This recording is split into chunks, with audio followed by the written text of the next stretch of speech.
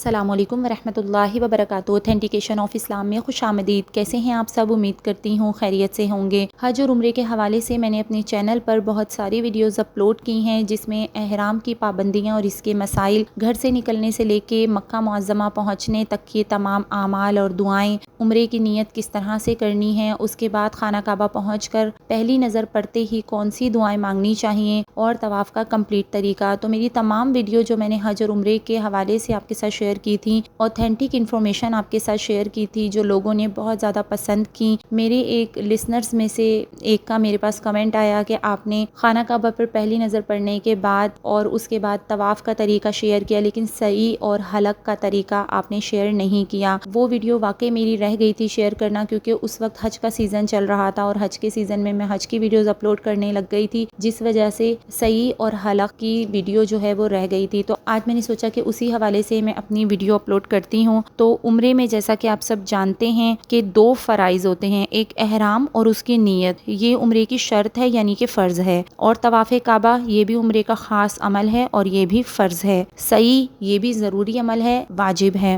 حلق یا قصر یہ ضروری عمل ہے اور واجب ہے۔ تو آج کی ویڈیو میں آپ کو سعی کا کمپلیٹ طریقہ بتاؤں گی، اور اس کے علاوہ سعی میں کون کون سی دعائیں مانگنی چاہیے، اس کے علاوہ سعی کا کمپلیٹ طریقہ کیا ہے۔ سعی کے بعد حلق کرواتے ہیں اور حلق کے بعد ہمارا عمرہ کمپلیٹ ہو جاتا ہے۔ تو حلق یعنی کہ سر منڈوانا، اور قصر یعنی بالوں کو کٹوانا۔ تو حلق اور قصر کس طرح سے کرنا ہے، کیا اس کا صحیح طریقہ ہے، اور اس کے علاوہ حلق اور قصر کے کچھ مسائل ہیں، سعی کے کچھ مسائل ہیں، وہ انشاءاللہ آپ کے ساتھ اس ویڈیو میں شیئر کروں گی۔ تو میری اور ویڈیوز کی طرح یہ ویڈیو بھی آپ کے حج اور عمرے کے سفر میں بہت مددگار ثابت ہوگی۔ اللہ پاک آپ سب کے حج اور عمرے کو، آپ کی عبادات کو قبول فرمائے، آمین ثم آمین۔ اور میرے تمام سننے والوں کو اللہ پاک اور مجھے بھی بار بار اپنے گھر کی زیارت نصیب فرمائے، آمین ثم آمین۔ تو چلیے اپنی ویڈیو سٹارٹ کرتے ہیں، لیکن اس سے پہلے اگر آپ میرے چینل پر نیو ہیں تو میرے چینل کو سبسکرائب کر دیجئے، اور میری ویڈیوز کو لائک اینڈ شیئر کر دیجئے، اور بیل آئیکن کو پریس کرنا مت بھولیے گا، تاکہ میری ہر آنے والی نیو ویڈیو آپ کو مل سکے۔ نحمدہ و نصلی علی رسولہ الکریم، فاعوذ باللہ من الشیطان الرجیم، بسم اللہ الرحمن الرحیم۔ تو جہاں میں نے اپنی پچھلی ویڈیو مینس کے طواف کے طریقے کی ویڈیو اختتام کی تھی، تو جیسا کہ آپ سب جانتے ہیں، طواف جب ہم مکمل کرتے ہیں تو ہمارے 7 چکر اور 8 استلام پورے ہو جاتے ہیں، یعنی 7 چکر کمپلیٹ ہونے کے بعد حجر اسود کا 8واں استلام کرنا ہے، پھر ہمیں مطاف سے باہر نکلنا ہے، ملتزم پہ آ کر دعا مانگنی ہے، جو بھی دل میں دعا آئے رو رو کے اللہ سے ہر دعا مانگیں، یہ دعا کی قبولیت کی جگہ ہے۔ اس کے بعد زمزم پینا ہے، زمزم کی مسنون دعا پڑھنی ہے، اللہم انی اسألک علما نافعا ورزقا واسعا وشفاء من کل داء۔ اس کے بعد 2 رکعت نماز واجب الطواف کے پڑھنے ہیں۔ اب ہمارا یہاں کا کام تو کمپلیٹ ہو گیا، اب ہمیں چلنا ہے سعی کی طرف۔ تو اب سعی کی طرف جاتے وقت ہم کیا کریں گے، دوبارہ ہم حجر اسود کی پٹی پہ آ جائیں گے، یعنی جو گرین لائٹس ہیں وہاں پہ آ جائیں گے، اور اب وہاں پہ ہم اپنا نواں استلام کریں گے۔ ایک استلام کرنا ہے، اس کے بعد پیچھے ہی سعی کا حصہ ہے، بس آپ پہلے حجر اسود کا استلام کریں اور اس کے بعد سعی کے لیے چل پڑیں۔ تو اب نواں استلام کرنے کے بعد صفا کی طرف چلنا ہے، اور صفا کے اوپر قبلہ روح کھڑے ہو کر، قبلہ روح کیسے پتہ چلے گا کہ صفا اور مروہ پہ ٹائلز کے درمیان جو پٹی ہوتی ہے نا، وہ قبلہ رخ کی نشاندہی کرتی ہے۔ تو جس طرف وہ پٹیاں ہیں بس اسی طرف آپ منہ کر کے کھڑے ہو جائیے، تو آپ کو قبلہ رخ کا اندازہ ہو جائے گا۔ یہ میں اس لیے بتا رہی ہوں کیونکہ سعی کی 3 منزلیں ہیں، تو آپ کسی بھی منزل میں ہوں گے تو آپ کو قبلہ رخ وہاں سے بھی پتہ چل جائے گا جہاں سے خانہ کعبہ نظر نہیں آتا۔ قبلہ رخ ہم نے کھڑے ہونا ہے، اور قبلہ رخ کھڑے ہو کر 3 مرتبہ لا الہ الا اللہ اور 1 مرتبہ کلمہ توحید، یعنی لا الہ الا اللہ وحدہ لا شریک لہ، لہ الملک و لہ الحمد، یحیی و یمیت حی لا یموت ابدا ابدا، ذو الجلال والاکرام بیدہ الخیر انک علی کل شیء قدیر۔ چوتھا کلمہ پڑھنا ہے، پھر درود شریف پڑھ کر دعا کرنی ہے۔ تو یہ دعا کی مقبولیت کی جگہ ہے، خوب دل لگا کر دعا کیجئے، اور یہ آیت پڑھیے، ان الصفا والمروہ من شعائر اللہ، اس کے بعد کہنا ہے ابدأ بما بدأ اللہ بہ، جس کا مطلب یہ ہے کہ میں صفا سے شروع کرتا ہوں، جیسا کہ اللہ تعالیٰ نے اپنی کتاب میں صفا اور مروہ کا ذکر کرتے ہوئے پہلے صفا کا ذکر کیا ہے، پھر صفا سے اترے اور مروہ کی طرف ذکر کرتا ہوا چلے یہاں تک کہ ہرے رنگ کی لائٹس آ جائیں۔ یہ ہرے رنگ کی جو لائٹس ہیں یہ تقریباً 6 ہاتھ کے فاصلے پر جب رہ جائیں تو دوڑنا شروع کر دینا ہے، اور یہ حکم آدمیوں کے لیے ہیں۔ یاد رکھیے عورتوں نے گرین لائٹس پہ نہیں دوڑنا، صرف مردوں نے دوڑنا ہے۔ تو دوڑنا شروع کر دینا ہے آدمیوں نے، عورتوں نے اپنی نارمل سپیڈ پہ چلنا ہے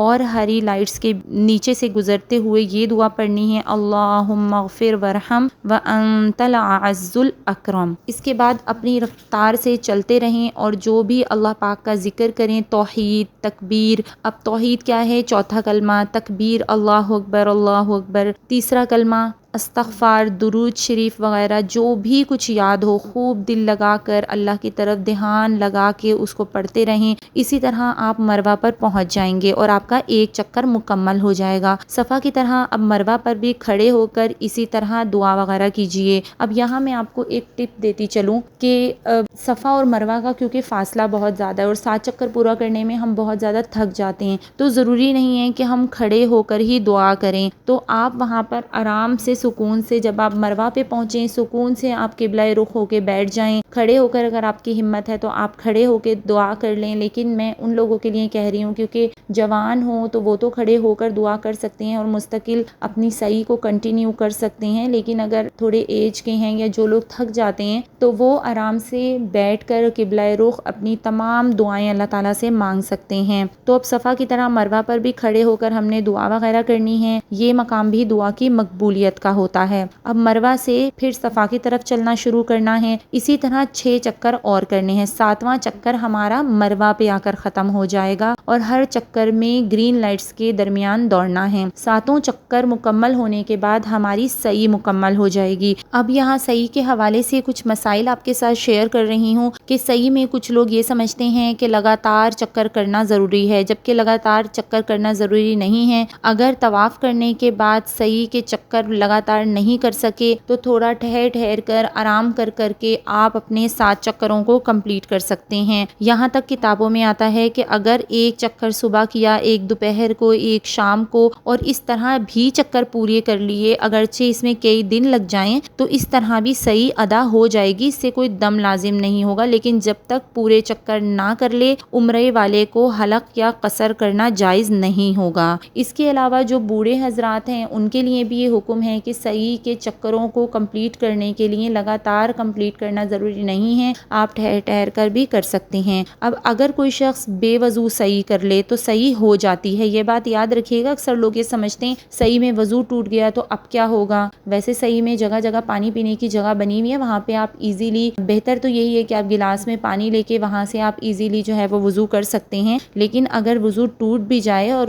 آپ نہیں کر سکتے کیونکہ وہاں پہ اے سی بھی بہت تیز ہوتا ہے، افضل یہ ہے جب بھی آپ کا وضو ٹوٹے آپ وضو کر لیں، لیکن اگر عذر ہے یا پانی اس وقت نہیں ہے اور آپ کا وضو ٹوٹ گیا تو آپ سعی کو کنٹینیو رکھیے، جب آپ پانی کے پاس پہنچ جائیں تو آپ اپنا وضو کر لیں، تو اس سے کوئی دم یا صدقہ واجب نہیں ہوتا۔ اب ہے جو گاڑیاں وہاں پہ چل رہی ہیں نا سعی کے لیے، تو بغیر کسی عذر پر گاڑی میں سعی کرنا جائز نہیں ہے۔ اکثر لوگ ہوتے ہیں ہم تھک گئے تو اب ہم نا گاڑی میں بیٹھ جاتے ہیں، لیکن نہیں، اگر آپ کے ساتھ کوئی عذر نہیں ہے تو آپ گاڑی میں سعی نہیں کر سکتے۔ جب آپ کے پاس عذر ہے ایسا کہ آپ نہیں 7 چکر کمپلیٹ کر پائیں گے تب آپ گاڑی کو یوز کر سکتے ہیں۔ تو اگر کسی نے ایسا کر لیا کہ بغیر کسی عذر کے گاڑی پر سعی کر لی اور پھر دوبارہ سعی کو پیدل چل کر نہیں لوٹایا تو دم واجب ہوگا۔ اب ایک اور مسئلہ ہے کہ بہت سے لوگوں کو یہ دیکھا گیا ہے کہ حج اور عمرے کی سعی کے علاوہ صفا مروہ کی سعی کرتے ہیں اور اس میں ثواب سمجھتے ہیں، یہ غلط ہے۔ یعنی کہ کیا کرتے ہیں کہ طواف کر لیا، روزانہ کے جو نفلی طواف ہوتے ہیں، عمرے کی نیت بھی نہیں ہے، کچھ بھی نہیں ہے، لیکن پھر بھی ثواب کی نیت سے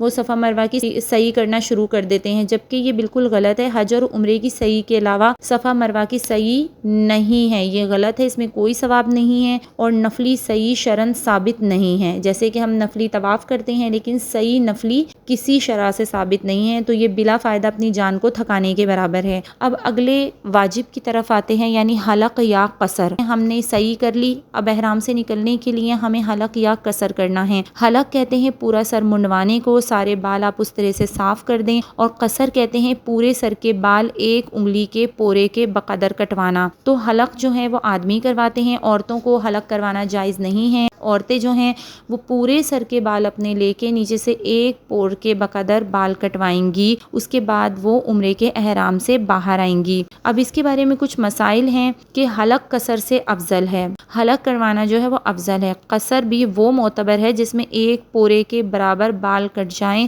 اگر بال اتنے چھوٹے ہوں کہ ایک پورے کے بقدر نہیں کٹ سکتے ہوں تو حلق ہی کرنا لازمی ہے۔ ایک اور مسئلہ ہے کہ جتنی بار بھی عمرہ کر لے ہر بار پورے سر پر اس طرح پھروانا ہوگا، بال ہوں یا نہ ہوں، اس طرح احرام سے نکل جائے گا۔ صحیح ہے، یعنی ہر دفعہ چاہے آپ ایک دن بعد عمرہ کریں، چاہے آپ ایک دن میں 2 عمرے کریں، آپ کے سر پہ بال ہیں یا نہیں ہیں، آپ نے اس طرح لازمی پھروانا ہے، یعنی حلق کروانا ہے۔ تو جو لوگ روزانہ عمرہ کرتے ہیں وہ بھی ہر مرتبہ پورے سر پر اس طرح پھروائیں گے۔ احرام سے نکلنے کے لیے جو حلق کیا جاتا ہے اس میں سر پر بال ہونا ضروری نہیں ہے۔ بعض لوگوں کو دیکھا گیا ہے کہ ایک عمرہ کر کے چوتھائی سر منڈوا دیتے ہیں، پھر اگلے عمرے کے بعد چوتھائی سر منڈواتے ہیں، پھر تیسرے عمرے کے بعد باقی چوتھائی سر منڈوا دیتے ہیں، تو ایسا کرنا مکروہ ہے۔ احرام سے نکلنے کے لیے حدود حرم میں حلق یا قصر واجب ہے۔ اگر کسی نے حدود حرم سے باہر یعنی جدہ یا مدینہ منورہ جا کر حلق یا قصر کیا تو پھر دم واجب ہوگا۔ ہاں، اگر حدود حرم سے باہر نکل گیا اور وہاں حلق یا قصر نہیں کروایا، پھر حرم میں واپس آ کر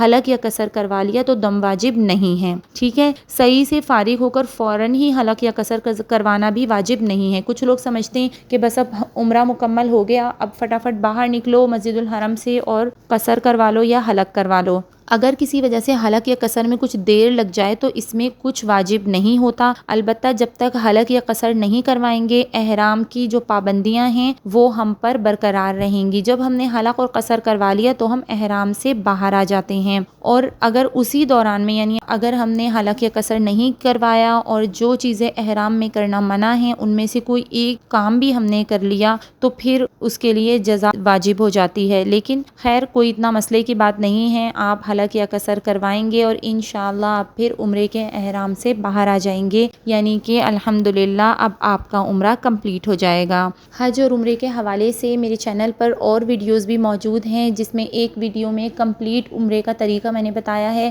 آپ میرے چینل پر وہ ویڈیو بھی واچ کر سکتے ہیں۔ لیکن آج کی ویڈیو میں جو میں نے صحیح کے مسائل شیئر کیے یہ اس ویڈیو میں نہیں ہیں، لیکن پھر بھی اگر آپ عمرے کے طریقے میں یا طواف کرنے میں کچھ بھی مسائل کا آپ شکار ہیں یا آپ کو کوئی بھی پرابلم ہے، آپ میری وہ ویڈیو دیکھ سکتے ہیں۔ انشاءاللہ اللہ کی ذات سے امید ہے کہ اتنے آسان الفاظ میں نے وہ ویڈیو بنائی ہے کہ ہر ایک کو بہت آسانی سے سمجھ آ جائے گی۔ حج اور عمرے کے اور مسائل کے حوالے سے ویڈیوز اپلوڈ کرتی رہوں گی، تو میرے چینل کو دیکھتے رہیے گا۔ اگر آپ نے ابھی تک میرے چینل کو سبسکرائب نہیں کیا ہے تو میرے چینل کو سبسکرائب کر دیجئے۔ اس کے علاوہ میں نے اپنے چینل پر تفسیر قرآن کا سلسلہ بھی شروع کیا ہوا ہے، جس میں سورہ بقرہ کی آیت نمبر 43 تک کی تفسیر کمپلیٹ ہو گئی ہے۔ تو اگر آپ تفسیر قرآن سیکھنا چاہتے ہیں یا سننا چاہتے ہیں تو میرے چینل پہ ویڈیوز اپلوڈ ہوتی رہتی ہیں تفسیر قرآن کی بھی، تو ان ویڈیوز کو لازمی واچ کیجیے گا۔ اللہ پاک آپ سب کو جزائے خیر عطا فرمائے۔ اسی طرح کی اور بہت ساری اوتھینٹک ویڈیوز کے لیے دیکھتے رہیے اوتھینٹیکیشن آف اسلام۔ السلام علیکم ورحمۃ اللہ وبرکاتہ۔